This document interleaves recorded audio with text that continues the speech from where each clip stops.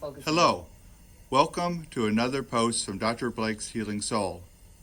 I want to show you how to take pressure off the second or third metatarsals and toes with 7 or 8 techniques today. So Pat is going to demonstrate the use of various forms of conservative treatment that help with the mechanical changes. So we're going to start with Coband, and Coband is a non-sticky tape that sticks to itself, not your skin. She's going to cut out about 3 or 4 inches of the tape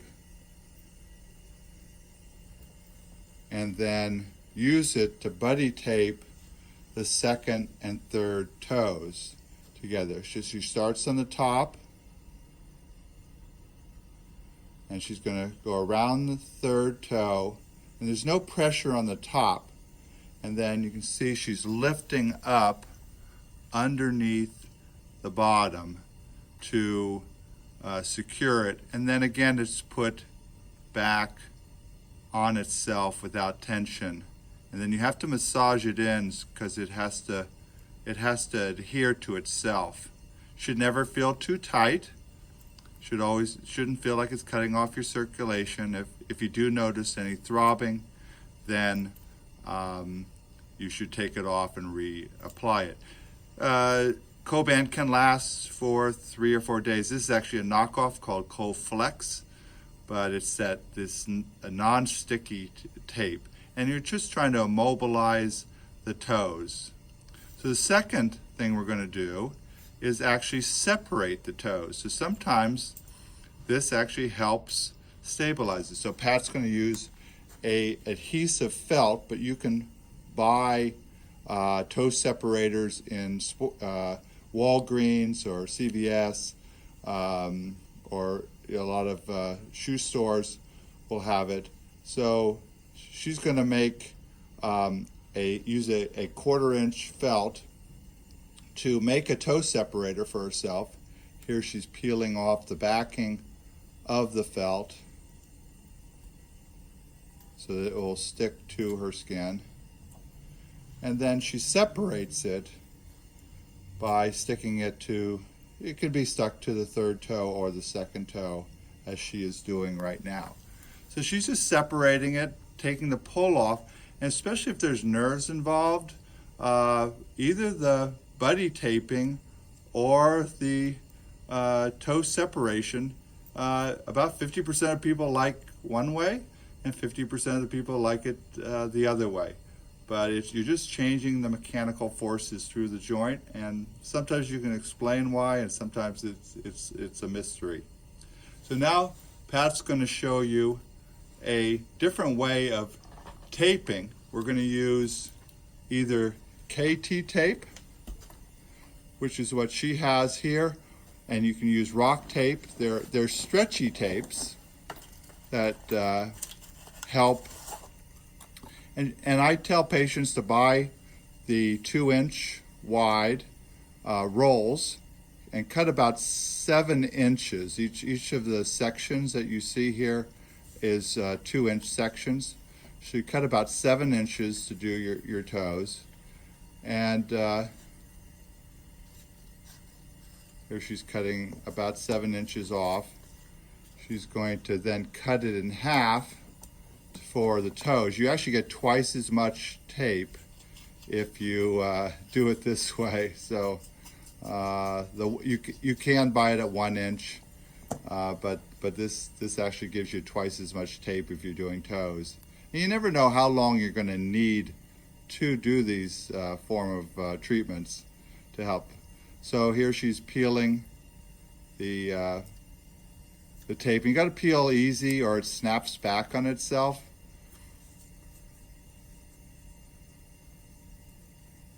Okay, and then she's going to line it up to her toes with half of the tape going towards the big toe and half of the tape going towards the 4th and 5th toes. Now, there's 2 versions. Pat's going to show it as a buddy tape, so she's going to do both the second and third toes together. So she see that she's going around the third toe, and you have to go straight back towards the arch. So you can see it's going back under the foot, fairly straight, back towards the arch. And then from this position we'll show it coming around the second toe, and you want it to grab as much new skin as possible, so they don't have to overlap. They can sort of partially overlap and partially with new skin. And then with both KT tape or rock tape, you got to massage it in for a minute to activate the glue. So you want the end product to be that the toes are pretty in neutral position. They're not being forced downward too hard, but they're going to restrict the upward bend of the toe. So now we're going to show you a product called a Boudin Splint. It's also called, by the company I use, is a hammer toe regulator. And this, again, like the KT tape, you can put both on the second or third toe. I'm sorry, or second or the second and third toe. So here Pat's showing it on the second toe, and you can see there's a elastic band that she can tighten up. Sometimes people have to wear it pretty loose when they have a lot of inflammation.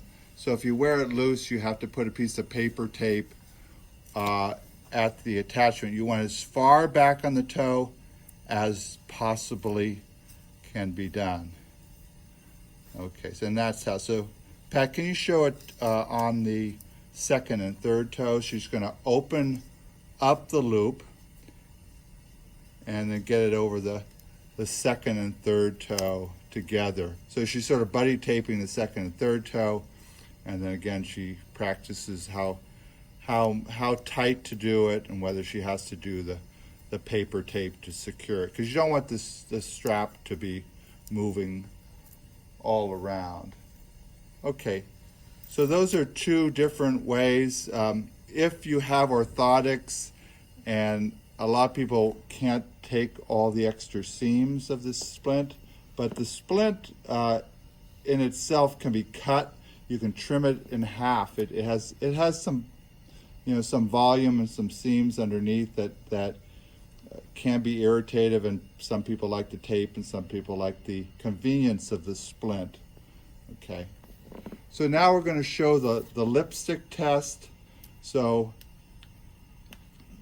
Pat is demonstrating how we're treating pain under the second joint. It could be the third joint, but so with the lipstick test, you take some lipstick and take a Q-tip or a swab.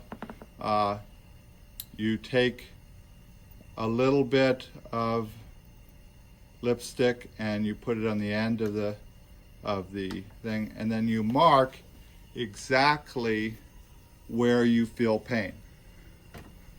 So here Pat's demonstrating that she's feeling pain right in that area. So that's going to really help us when we're dealing with these accommodations now. So then she puts her foot in the shoe.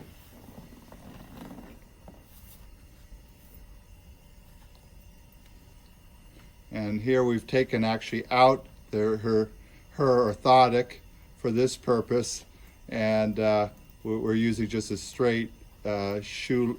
Pretend this is the lining of the shoe that comes with it. So she's going to carefully put her foot in the shoe, and there's going to be a little smudge. So the first mark is just going to be a smudge. It's where it ends up closer to the toes.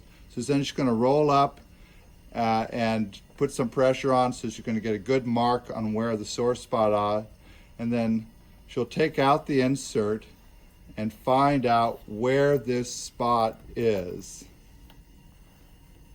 Now this is classic. You can see how there's a little smudge mark, so it's actually the farthest point that is where we're really concerned on. But she's going to make like a silver dollar mark with a pen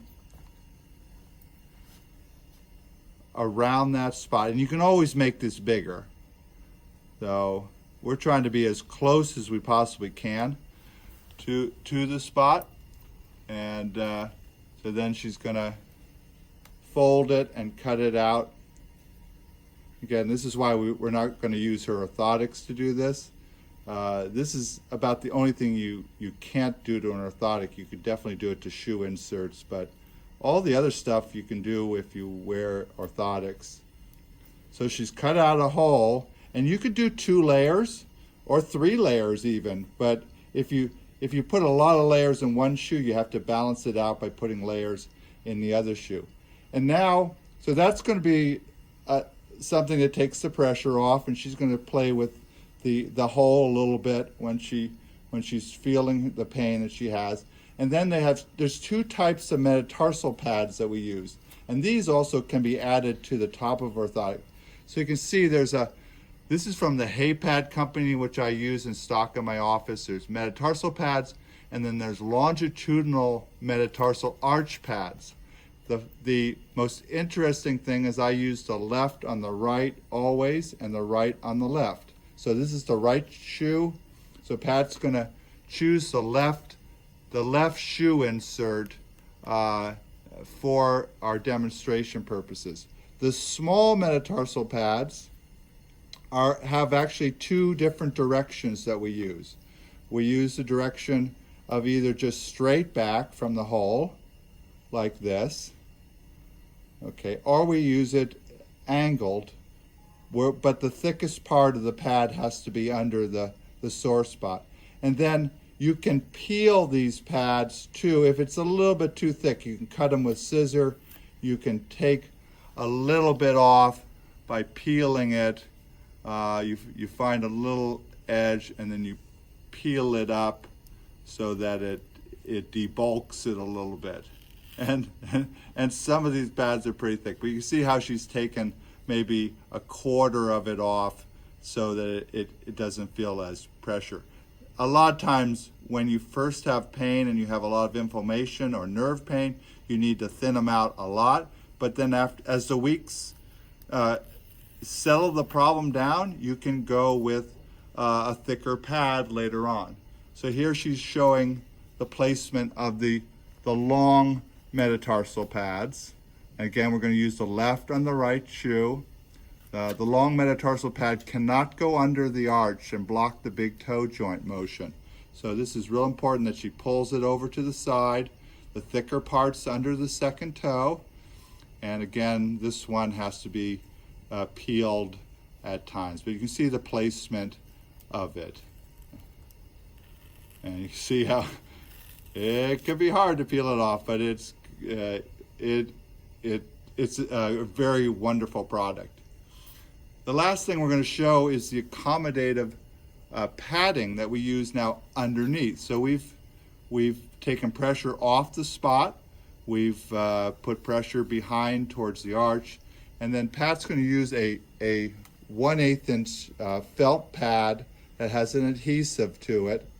I get mine from a supply company, but you can use any type of insert, any type of shoe padding, and you sort of loosely glue it on or tape it on to perform it. So Pat's going to do 3 cutouts. They're usually squares, about 1 inch, be a little bit bigger, 1.5 inches. You just have to play with it. And some of my patients are wonderful at designing, very exact, customized inserts to take pressure off. Remember, when you're treating pain, there's 3 types of pain. There's mechanical pain, which we're trying to take pressure off and treat with the taping and the splints. There's neuropathic pain, which is nerve-related pain that may require totally different treatments. And there's also inflammatory pain, which we have to use ice and medication sometimes, contrast baths. So here we've done one already, and Pat's just showing you how to do the second one. But we're just off-weighting both. We've off-weighted already towards the arch, and now we're going to off-weight around the hole that we've created to take further pressure off. So I hope this video, one, finds you healthy because of this coronavirus that we're dealing with, and two, will help you if you have pain in the second or third metatarsals, which are really a problematic patients. A lot of patients don't know if they're just getting a hammer toe, or they've bruised the tissue, or they've got a little plantar plate issue. But all these treatments can be very successful in helping you with your pain. Thank you very much, and thank you, Pat, for being a good sport and demonstrating all this. Bye-bye.